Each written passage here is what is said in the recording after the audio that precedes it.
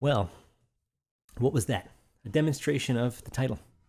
To hit or not to hit.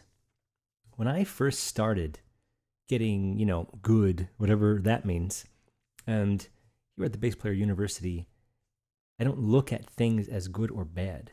As a matter of fact, in my entire teaching career of well over 25 years, I never really point out the bad, especially when I can tell that the student knows that they either didn't get the line the way they wanted or that it simply just wasn't good at all, especially when playing songs. Not so much book examples, but songs. Because songs require a very specific attitude, especially if you're playing to a studio recording. There's a certain vibe, to use a word that I've used in previous episodes. There's a certain vibe that comes with a recording session. And anyone that has done a recording session knows what that feeling is. Whether that feeling is lots of pizza or cigarette smoke in the air or whatever it happens to be, then that's what happens on the album.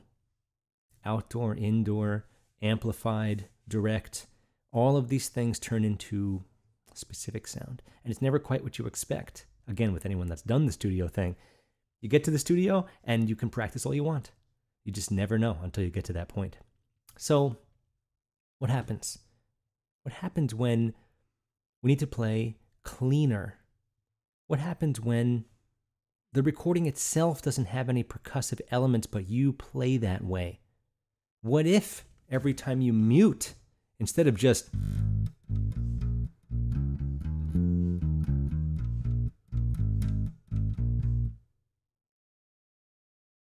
muting in between the notes?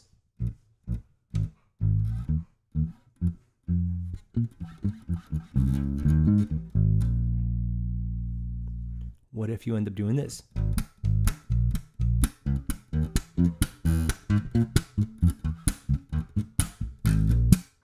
Now, it can be cool.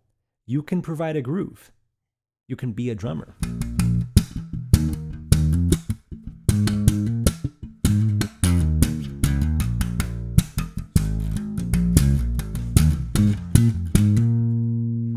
Similar to what I had done in the intro. You can provide a groove with your right hand. This can be a drummer of sorts. We're not taking away from drummers. We want to play with drummers. We are bass guitarists. There's solo bass guitar stuff, but this is a very specific thing. So, like I was saying, when I first started, that was me. Every time I muted, I would actually end up on the string, and it came out in the playing.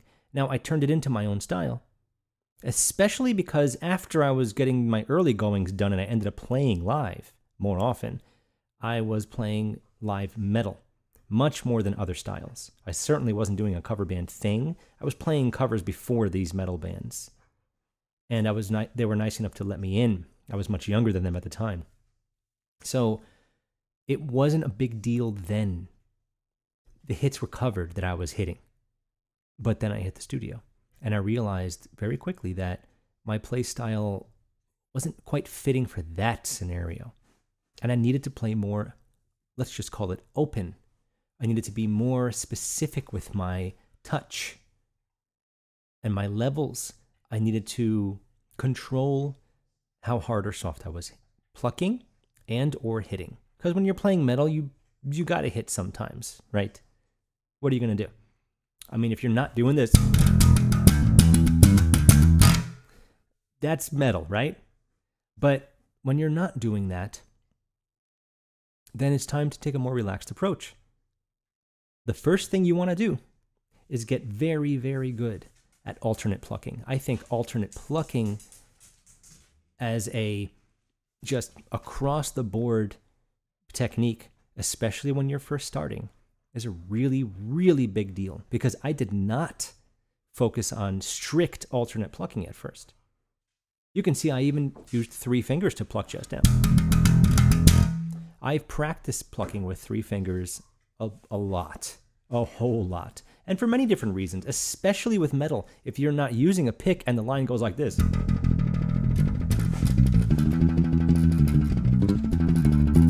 that might not be something that you want to pluck. Am I right? but I use my thumb. And I actually cut my nail a certain way to leave a little extra pick on the inside of the thumb. Nothing that I'll be able to show you at the moment, but message me, talk to me if you want to find out more about that. These are things that we discuss at the university, by the way. How to cut and or file your nails. The left and the right hand nails should not be the same, as a matter of fact. Not in my opinion. And fingernail maintenance is a big part of being able to play how you want successfully. Some people don't realize their nails are too big to play the way that they want to. And that turns into a whole other conversation too. So, to answer the question of the episode title, there is a time and a place to hit, I think, especially if you're in a lonelier setting. And what I mean by that is a trio, a duo, or a solo act. Then you have a little more room to play with. There's tons more space going on. Think of the Police. You would think Rush, but maybe they don't have as much space as other trios. So you need to fill in the gaps maybe, or maybe you don't. Maybe the middleman between you and the drummer in this trio is crazy, and they can play all kinds of chords and chord melodies, and you can just hold down the low end with simple things. But when the time comes, you do need to hit. And it's not ridiculous if that's already your style. One thing I've always done as a teacher is done my very best to retain the initial instincts and style of the student, especially if they've been playing a long time. If they come to me after 20 years of playing and they know they need theory, they know they need technique, then we'll get down and dirty and make sure we reverse some problems. And I say problems lightly because some of those might actually be things that you bring to the table that are unique. Much like this plucking style you just saw, obviously a unique thing. And one thing that, by the way, if you do intend on plucking with 3 for speed or for anything else, it could be a triple pop, it could be triple plugging, it could be for 4s. You can use this for 4s, but you have to train the accents. Check this out. 1, 2, 3, 4, 1, 2, 3, 4, 1, 2, 3, 4, 1, 2, 3, 4.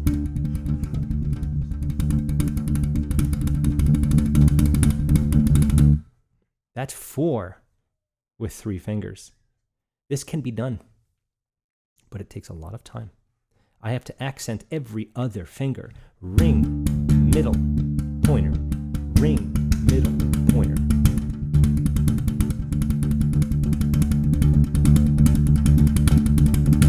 If you can hear 16ths, 4s, then I've done my job. But you can do triplets as well. There's plenty of ways to do that. It can actually be done down up thumb with a pointer. And there's a time and a place for that. It's probably the fastest way you're going to get triplets. So there's a lot of ways to do a lot of different things, as you can see. So my advice is if you are a heavy-handed, heavy-hitting kind of guy or gal, when you pluck, when you mute, try to get good at, make sure you can mute from more than one place.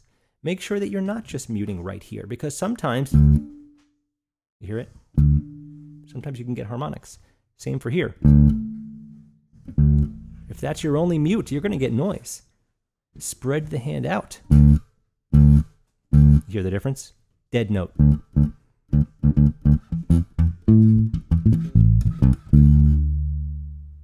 And this is another whole different style of muting here. I'm muting here. Watch. This can turn into a palm muting sound.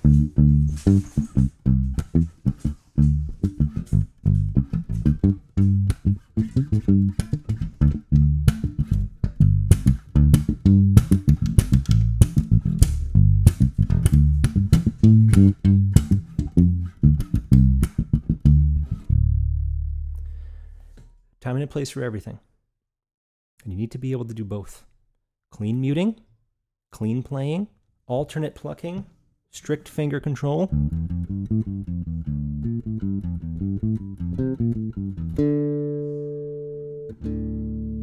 Now that was bad voice leading, by the way. I didn't even like that phrase. I'm leaving it here because I want you to see that, as you can see, I'm looking at a monitor, kind of focusing my concentration in different places. But that's the goal. is that you can do anything under any situation and live with your mistakes. You have to be able to live with your mistakes. It's not an easy life, but recording yourself helps you see these things. And that's probably the last thing to mention here. If you can record yourself, you will notice these tendencies much quicker. You could do this for 5 years straight and not realize it, that there's this extra percussive hit coming from you. It could be getting in the way. So did I say everything I meant to say? No. Is my dog here? Yes. Say hi to Lilith, my Rottweiler. I'm sure the other one's coming any second now. So please like, subscribe, visit my website, join my mailing list. And if you're ready, join my university. I will certainly have a lesson or two with you to kind of get you up to speed on where we're at before you jump right in. And that's part of the deal. But please inquire. And I still do one-on-one lessons as well. Of course, that will never go away. But the university, I believe, is truly the best place to get not only, and it's easy to say this, but the most for your money, but the experience of the group, the experience of the special guests, and things of that nature. We had Bakiti Kumalo on for special guest number 1. So we're starting off strong and we're going big from there. So please let me know in the comments what you thought. I, again, did not necessarily said every single thing I meant to say, but the major points are practice alternate plucking, record yourself. If you hit a lot, try to play without it. If you don't hit at all, try to add it to your playing. It's a fun thing to do to almost evoke the sound of a drummer if there isn't one present. But don't get used to being a drummer when you play with a drummer. That's when you're stepping on someone's toes. Okay. Thank you so much, and I'll see you guys next time.